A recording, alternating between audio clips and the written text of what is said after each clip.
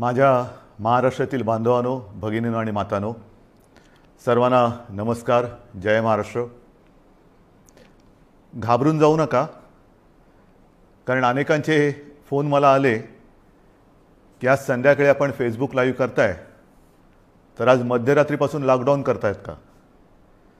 प्रथम मी काय बोलतो आहे ते जरा नीट समजून घ्या. मी आपल्याला घाबरवण्यासाठी आलेलो नाही आहे, तर आजची एकूण परिस्थिती काय आहे आणि या परिस्थितीतून आपल्याला सर्वांना मार्ग कसा काढायचा आहे, मार्ग काढण्यासाठी म्हणून मी आज आपल्याशी संवाद साधतोय. सर्वांना या गोष्टीची कल्पना आहे की आता जवळपास 1 वर्ष झालं आपण एका विचित्र विषाणूबरोबर लढतो आहोत. आणि याही गोष्टीची आठवण आपल्याला असेल की हेच ते दिवस होते मार्च महिन्यामध्ये पहिला प्रथम कोविडने आपल्या महाराष्ट्रामध्ये शिरकाव केला आणि हा म्हणता एखाद्या मायावी राक्षसासारखा त्यांनी महाराष्ट्रच नव्हे तर देश व्यापून टाकला. मधल्या काळामध्ये आपण सर्वजण मिळून या व्हायरसला रोखण्यामध्ये नक्कीच यशस्वी झालो होतो, नक्कीच झालो होतो, त्याच्याबद्दल काही वादच नाही आहे. पण हे युद्ध आपण सगळ्यांनी मिळून एकत्र हातात हात घालून लढलो म्हणून ती परिस्थिती निर्माण झाली होती. साधारणतः कालच्या जानेवारी-फेब्रुवारीपर्यंत आपल्याला असं वाटत होतं की आता झालं, संपलं. ये कोरोना कोरोना क्या है, क्या चीज़ है कोरोना, कोविड क्या है. विशेष म्हणजे गेल्याही वर्षी अर्थसंकल्पीय अधिवेशन होतं, याही वर्षी तोच काळ आला, मार्च. अर्थसंकल्पीय अधिवेशन नुकतंच गेल्या महिन्यात पार पाडलं आणि आपल्याला सर्वांना कल्पना आहे की लॉकडाऊनच्या पार्श्वभूमीवरती आर्थिक परिस्थिती ही संपूर्ण जगाचीच दोलायमान झालेली आहे. आणि त्या परिस्थितीचा विचार करून महाराष्ट्र पुढे नेण्यासाठी एक अत्यंत चांगला अर्थसंकल्प आपल्या माननीय उपमुख्यमंत्र्यांनी, अर्थमंत्र्यांनी, अजितदादांनी मांडला. आपल्या सरकारचा तो अर्थसंकल्प महाराष्ट्र पुढे नेणारा, संकटातही महाराष्ट्र थांबला नाही, थांबणार नाही हे करून दाखवणारा तो अर्थसंकल्प आपण मांडला. आणि त्याच्यानंतर जे जे काय झालं, म्हणजे काल परवाकडे होळी, धुलीवंदन सगळं पार पडलं, पण तिथपासूनच आपल्या राज्यात शिमग्याला सुरुवात झाली. असो, त्या शिमग्याबद्दल मी काय बोलणार नाही, त्यालासुद्धा मी जेव्हा उत्तर द्यायचं तेव्हा मी जरूर देईन. तो विषय आजचा नाही आहे. आजचा विषय आहे तो कोरोनाची परिस्थिती ही नेमकी काय, आपण काय करणार आहोत. मध्ये मध्ये मी आपल्याला सातत्याने सांगत आलेलो आहे की जर ही परिस्थिती अशीच राहिली तर आपल्याला परत एकदा लॉकडाऊन करावा लागेल की काय, अशी एक शक्यता मी बोलून दाखवली होती. ही शक्यता आजही पूर्णपणे टळलेली नाही आहे. मला आज पुन्हा एकदा आपल्याला सर्वांना आवाहन करायचं आहे, विनंती करायची आहे, कारण गेल्या वर्षभरामध्ये माझ्या महाराष्ट्रातील प्रत्येक बांधवांनी, भगिनींनी आणि मातांनी जे जे मी सांगत आलो ते अत्यंत आपुलकीने ऐकून घेतलं आणि त्याच्याप्रमाणे ते वागले. तुम्ही सगळे वागलात. यात सर्व धार्मिक नेते आले, सर्व धर्मीय आले, सर्व राजकीय पक्ष आले, त्यांचे कार्यकर्ते आले. आता काय झाले थोडंसं की मधला काळ जो आला त्या काळामध्ये आपण थोडे शिथिल झालो. आपण शस्त्र टाकली की काय अशी एक साधारणतः परिस्थिती निर्माण झाली. लग्न समारंभ थाटामाटात सुरू झाले, इतर पार्ट्या सुरू झाल्या, राजकीय मोर्चे, निदर्शनं, आंदोलनं, सगळं काही जणू काही कोरोना गेला अशा पद्धतीने आपण सुरू केलं. आणि तेव्हाही मी सांगत होतो की थोडा धीर धरा.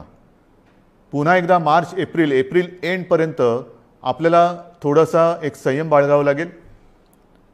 दुर्दैवाने जी भीती केवळ मीच नव्हे तर ह्या विषयातले जे तज्ज्ञ आहेत त्यांनी जी व्यक्त केली होती ती खरी ठरली.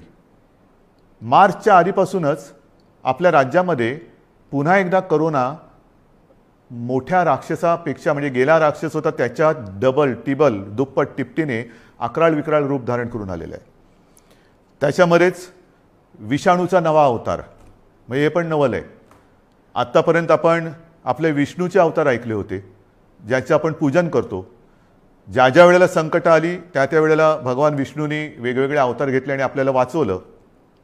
पण हा विषाणू जो आहे तो वेगवेगळे अवतार धारण करून आपल्याला संकटात टाकतोय आणि आपली परीक्षा बघतोय. पुन्हा एकदा तीच गरज आहे.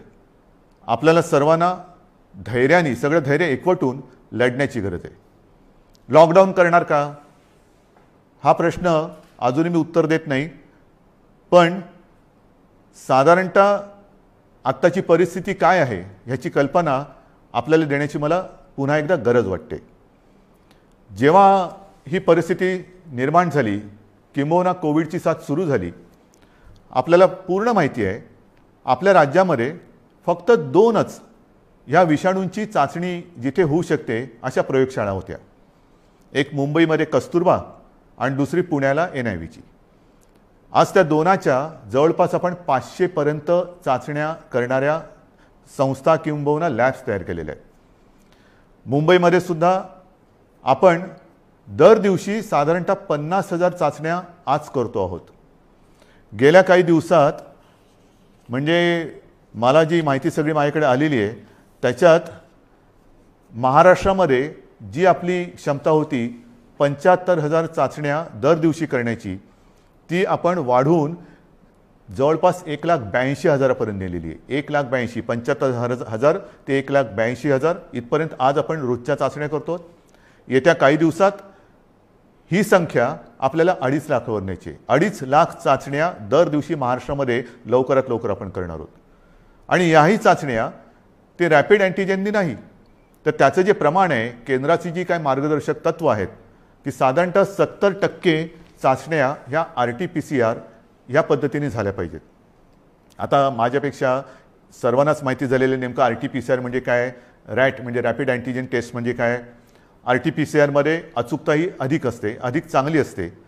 म्हणून आपलाही आणि केंद्राचाही आग्रह तोच आहे की जेवढ्या चाचण्या आपण करतो त्याच्यात किमान 70% चाचण्या ह्या RT-PCR असायलाच पाहिजेत. आणि त्याच पद्धतीने आपला महाराष्ट्र जेव्हा 75,000च्या आसपास चाचण्या करत होता त्याही वेळा तेव्हा त्याच टक्क्यात RT-PCR करत होता. आज जवळपास 1,82,000 करतोय, त्याच्यातही 70% RT-PCR आहेत.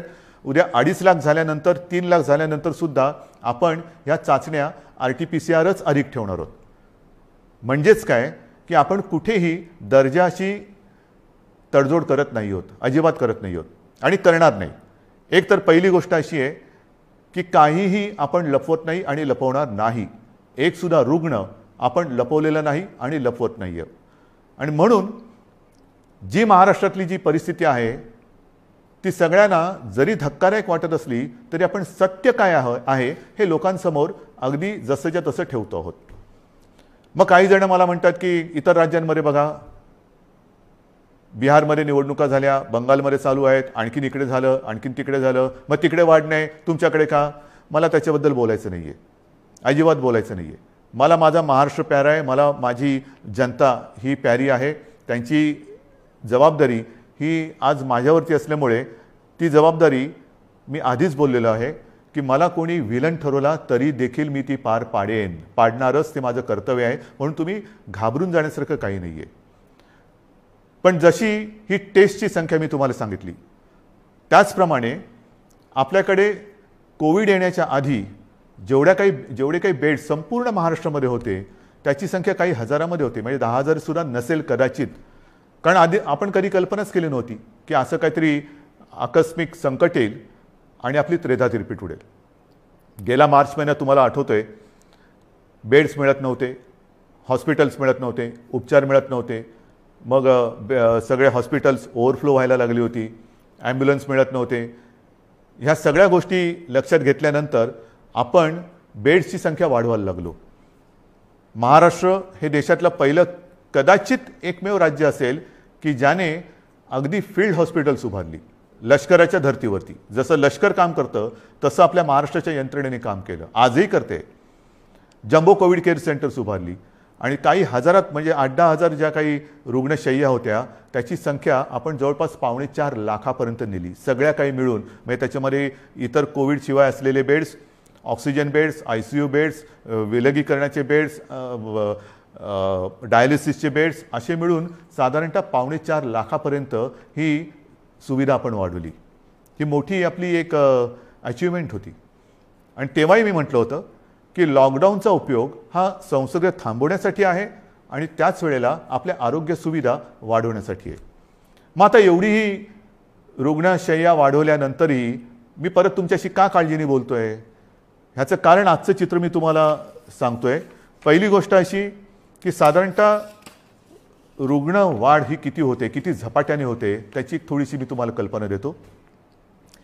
आपल्याला माहिती आहे की जानेवारीच्या शेवटाला आणि फेब्रुवारीच्या सुरुवातीला फक्त मुंबईपुरतं बोलायचं झालं तर मुंबईमध्ये 300-350 रुग्ण हे दर दिवशी आपल्याला सापडत होते. आज ती संख्या 8,500वरती गेलेली एका महिन्याच्या कालावधीत. ही फक्त मुंबईची परिस्थिती आहे. महाराष्ट्राची परिस्थिती बघितली तर 17 सप्टेंबर 2020 म्हणजे तेव्हा जरा सगळं जास्त होतं, तेव्हा 3 लाख सक्रिय रुग्ण होते. 1 एप्रिलला आणखीन त्याच्यामध्ये भर पडलेली आहे.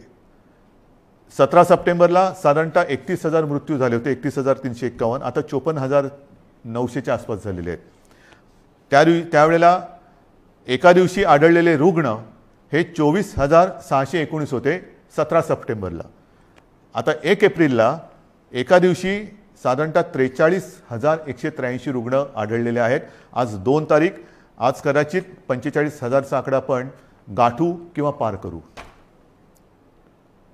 कोणत्या दिशेने चाललेलो होतो आपण बघा. आणि याच वेगाने जर का ही रुग्णवाढ होत राहिली तर मी जे तुम्हाला सांगितलं त्याच्यात मी बेड्सची तुम्हाला कल्पना देतो. साधारणतः विलगीकरणच्या ज्या बेड्स आहेत त्या 2,20,000 आहेत महाराष्ट्रामध्ये. आत्ताच त्या 1,37,549 भरलेले आहेत. म्हणजे 62% हे बेड्स भरले गेलेत. ICUचे बेड्स हे 20,519 आहेत. ते जवळपास 48% आज भरलेले आहेत.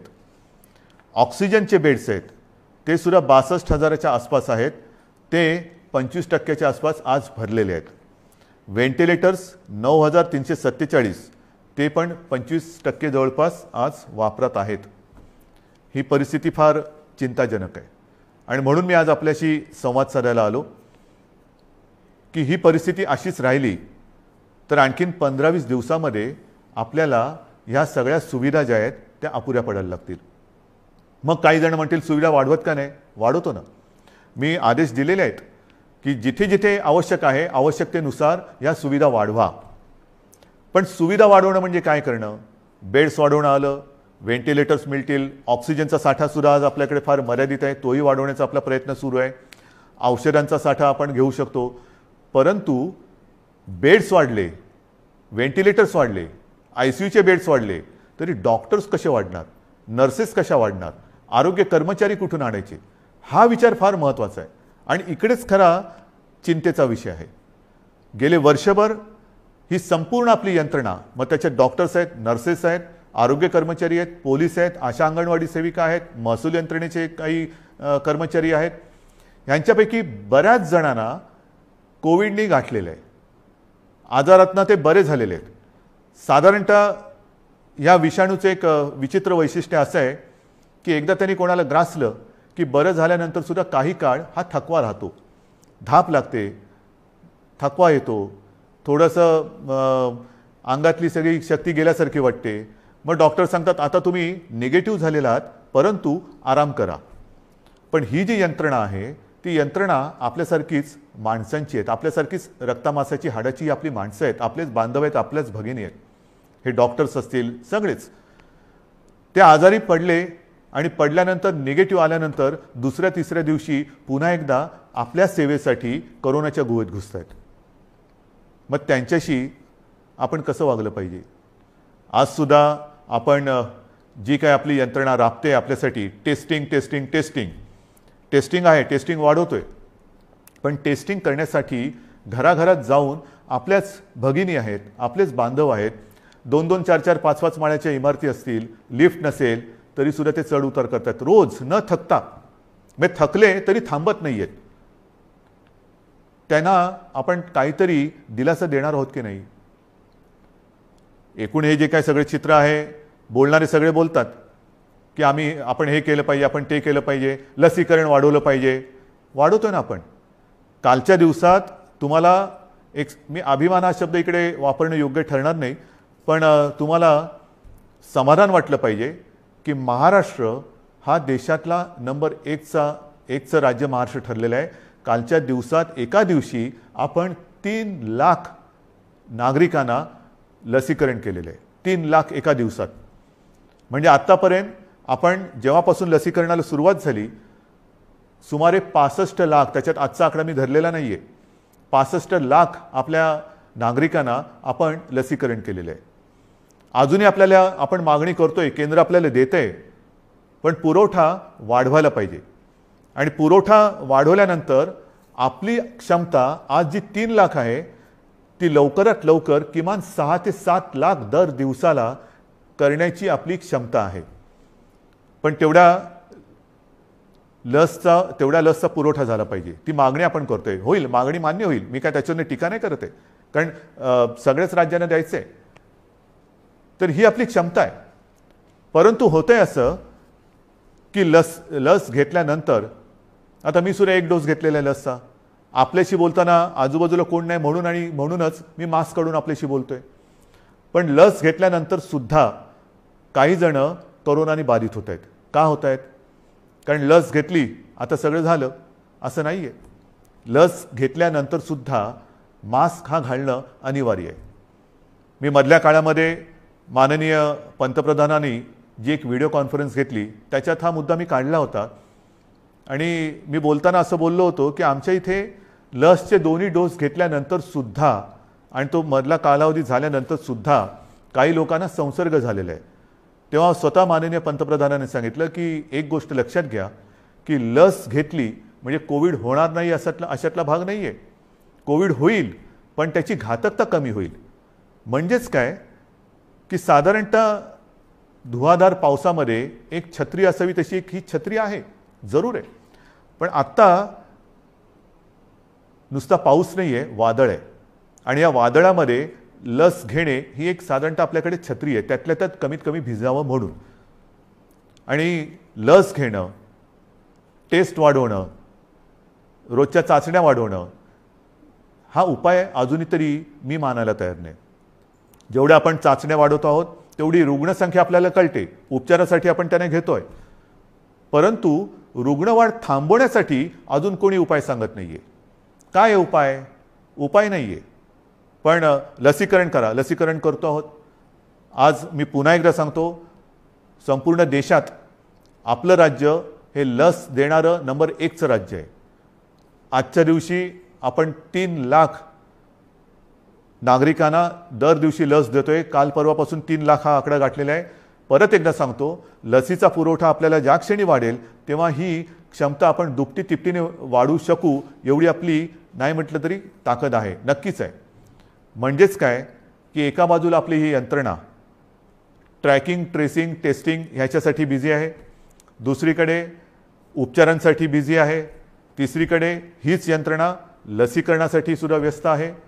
हे सगळं एकत्रित आल्यानंतर त्यांची काय स्थिती होत असेल ह्याचा थोडा आपण विचार केला पाहिजे.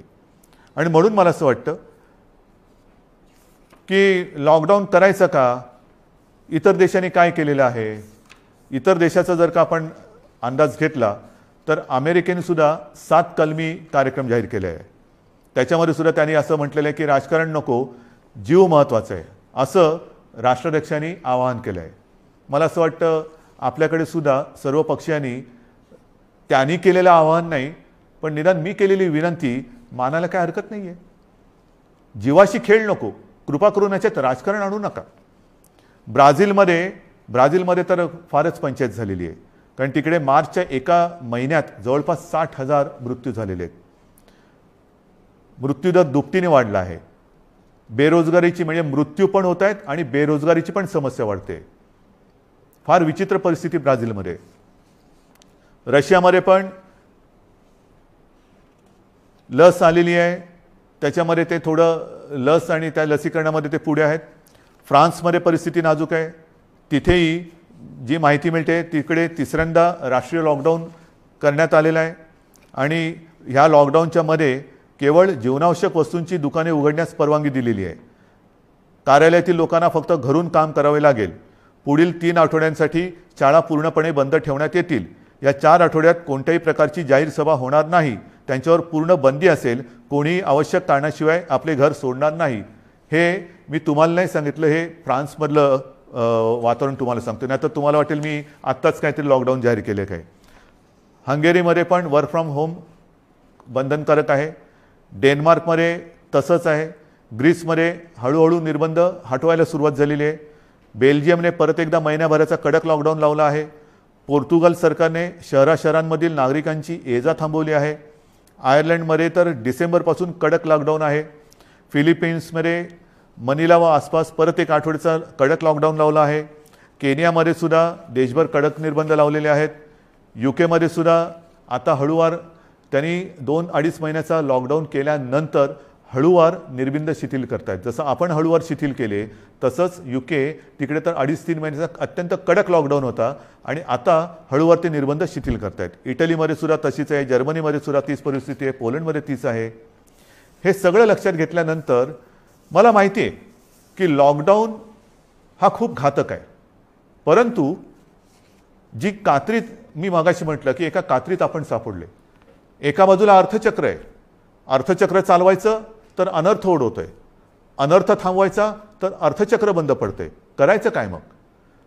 आणि मधल्या काळामध्ये जी काही मतं हे तज्ज्ञ ह्या क्षेत्रातले आहेत नाही आहेत, मी त्यांची नावं नाही घेत, पण त्यांनी त्यांची मतं मांडलेली आहेत.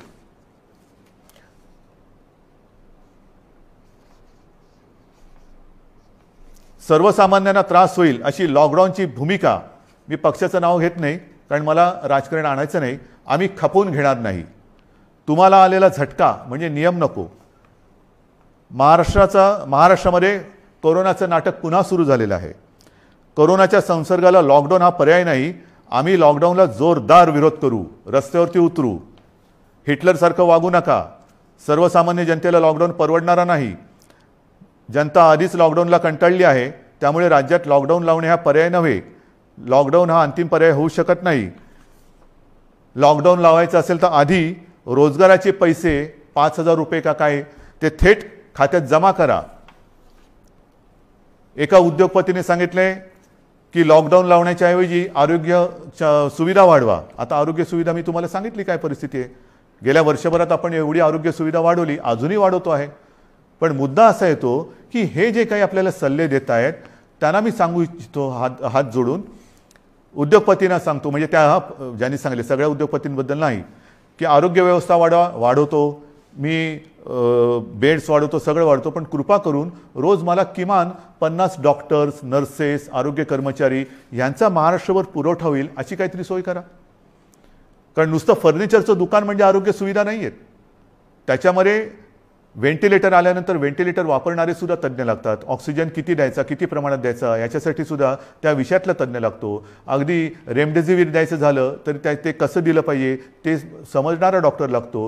ही तज्ज्ञ लोक आणि डॉक्टर्स ही कुठून आणायची. आणि ही परिस्थिती जर का बघितली तर मला तुमच्याकडनं हीच अपेक्षा आहे. जे सांगतायत की लॉकडाऊन केला तर आम्ही रस्त्यावरती उतरू, माझं म्हणणे जरूर उतरा, उतरलंच पाहिजे. पण ते लॉकडाऊनच्या विरोधात नाही, तर लॉकडाऊन होऊ नये म्हणून कोरोनाच्या विरुद्ध तुम्ही उतरा. या डॉक्टर्सना मदत करायला तुम्ही रस्त्यावरती उतरा. ज्या कुटुंबांमध्ये करते करविते ज्यांचा मृत्यू झालेला आहे त्या कुटुंबियांची जबाबदारी घेण्यासाठी रस्त्यावरती उतरा.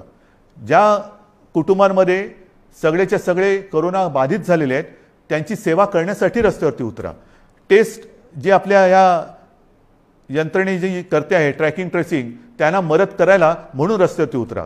नुसतं बोलायला ठीक आहे अमुक केलं तर आम्ही रस्त्यावरती उतरू, माझं म्हणणं तर उतराच, रस्त्यावरती उतरा. कारण आता आपल्याला ही लढाई तशीच लढावी लागणार आहे. हातात हात घालून ही लढाई लढावी लागणार आहे. अनेक ठिकाणी मी बघतोय सभा समारंभांना तुडुंब गर्दी होते, बाजारपेठा फुलून गेलेल्या आहेत. थोडंसं धीर धरा. अनेक जणांना असं वाटतंय मास्क का लावतोय तू. अरे मास्क न लावण्यामध्ये शौर्य काय. काय शौर्य आहे? मी मास्क वगैरे वापरत नाही, मी मास्क वापरणार नाही. काय शूर आहेस? मास्क न वापरणं ह्याच्यात शूरता नाही. आणि मास्क लावणं, त्याला लावायला लाजायची गरज नाही आहे. परत एकदा सांगतो की वॅक्सिन घेतल्यानंतर सुद्धा मास्क हा लावायलाच पाहिजे, अंतर ठेवलंच पाहिजे, हात धुत राहिलंच पाहिजे. आणि म्हणून काही कडक निर्बंध येत्या काही दिवसात आपल्याला लावावे लागतील. ते उद्या परवाकडे मी जाहीर करेन. विशेषतः शहरांमध्ये मी परत एकदा सांगतो, जिथे जिथे अनावश्यक गर्दी होते ही गर्दी आपल्याला टाळावीच लागेल.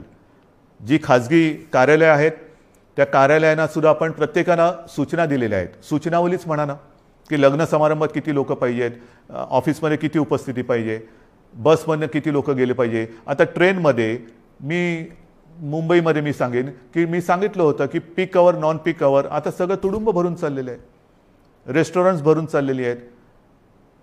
आता हे जर आपण थांबवलं नाही आणि परिस्थिती अशीच हाताबाहेर गेली आणि जसा ब्राझीलमध्ये दुर्दैवाने आता अशी परिस्थिती झालेली की लॉकडाऊन नाही आहे पण शुकशुकाट झालेलं आहे.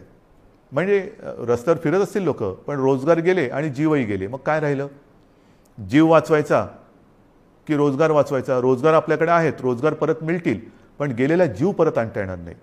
आणि म्हणून मी आपल्याला नम्रपणाने विनंती करतोय की येत्या काही दिवसांमध्ये, 1-2 दिवसांमध्ये मी आणखीन काही जणांशी बोलतोय. काही त्याच्यात यातले तज्ज्ञ असतील, विविध राजकीय पक्ष आहेत, विविध मी पत्रकारांशी बोलेन. मला वेगळा काही उपाय असला तर पाहिजे. लॉकडाऊन हा उपाय नाही मान्य, पण मग ही संसर्गाची साखळी तोडायची कशी? लसीकरण वाढवतोच आहे, पण लसीकरण देऊनही कोविड होत नाही अशातला भाग नाही.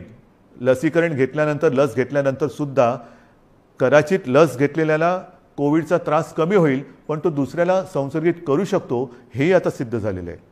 मग करायचं काय? दुसरा उपाय असेल जरूर सांगा, पण त्याहीपेक्षा माझा विश्वास आपल्यावरती आहे.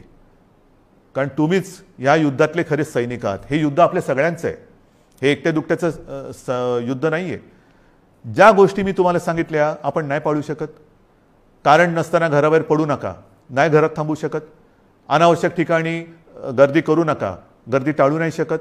गरज नसेल तर इकडे तिकडे फिरू नका, हे फिरणं टाळू नाही शकत. सार्वजनिक ठिकाणी फिरताना घराबाहेर पडल्यानंतर मास्क लावलाच पाहिजे, मास्क घालू नाही शकत.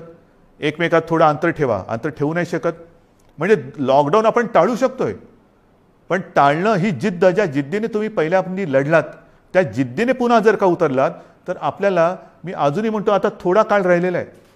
कारण परिस्थिती तुम्हाला मी सांगितले, अशीच रुग्णवाढ होत राहिली तर 15-20 दिवसात हॉस्पिटल्स तुडुंब भरून जातील.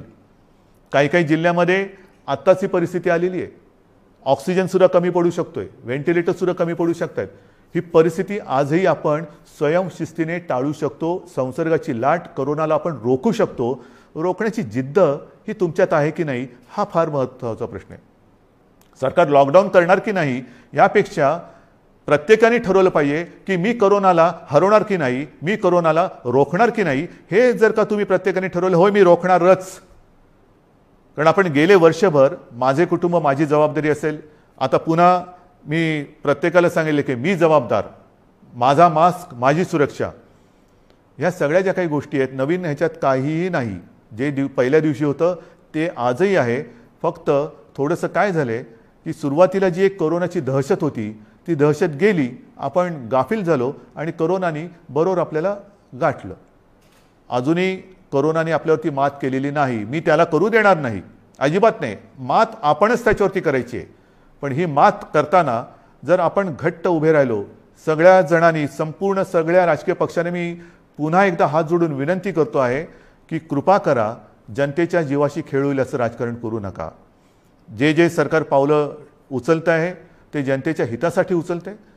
अर्थचक्रही फिरवायचं आहे, गरिबाची रोजीरोटी वाचवायची आहे, पण त्याचबरोबरीने सगळ्यात आधी आपल्याला त्यांची जीव वाचवायची आहे. म्हणून जीवाला पहिलं महत्त्व द्यायचं आहे आणि त्याच्यानंतर मग बाकीच्या ज्या काही गोष्टी आहेत त्या आपल्या हातातल्या आहेत त्या आपण करू शकतो. म्हणून आजसुद्धा मी पूर्ण लॉकडाऊनचा इशारा देतो आहे, लॉकडाऊन जाहीर करत नाही आहे. पण 1-2 दिवसामध्ये जर का दृश्य स्वरूपामध्ये ह्या गोष्टी आढळल्या नाहीत आणि दुसरा उपाय जर मी आता पुढच्या 1-2 दिवसांत ज्यांच्याबरोबर बैठका घेतोय त्यांच्याकडनं आला नाही तर मग मात्र आहे ती परिस्थिती अशीच्या अशी स्वीकारा, जे मला नाही जमणार. माझ्या डोळ्यादेखत हे मी बघणार नाही आणि आपणही नाही बघायचं आहे. तर ती परिस्थिती रोखायला जगामध्ये जे करतायत, पहिला लॉकडाऊन दुसरा लॉकडाऊन, कारण लाटे मागून लाटा येतात. पहिली लाट आली, दुसरी लाट आली, तिसरी लाट आली.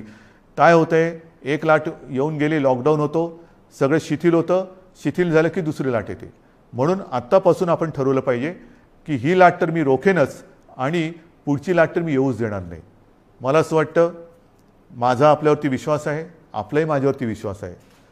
मध्ये काही जण भेटले होते आणि मला म्हणाले की अहो तुम्ही टी व्हीवर आले का लोक घाबरतात. म्हटलं मला नाही वाटत असं, कारण मी तुमच्या कुटुंबातला एक आहे, तुम्ही मला कुटुंबीय मानलेलं आहात आणि माझे कुटुंब, माझी जबाबदारी म्हणजे माझे कुटुंब तुम्ही आहात आणि तुमची जबाबदारी ही मी घेतल्यानंतर मला टीकेची पर्वा नाही. जे जे तुमच्या हिताचं असेल ते मी करणार आणि करेन. पुन्हा एकच सांगतो की सरकार यंत्रणेच्या बाबतीत कुठेही कमी पडलेलं नाही, पडू देणार नाही. सरकार खंबीर आहे, सरकार ठाम आहे. आरोग्य सुविधा कुठेही कणभर सुद्धा मी कमी पडू देणार नाही. मात्र ही एका हाताने टाळी वाजणार नाही. दोन हात जेव्हा एका हातात हात घालून आपण काम करू तर आणि तरच यश मिळेल. आणि मला आपल्या सहकार्याची अपेक्षा आहे, सर्व राजकीय पक्षांकडनं अपेक्षा आहे, सर्व धर्मियांकडनं अपेक्षा आहे. पुन्हा एकदा आपल्या उत्सवांवरती, सणांवरती बंधनं आणावी लागतील.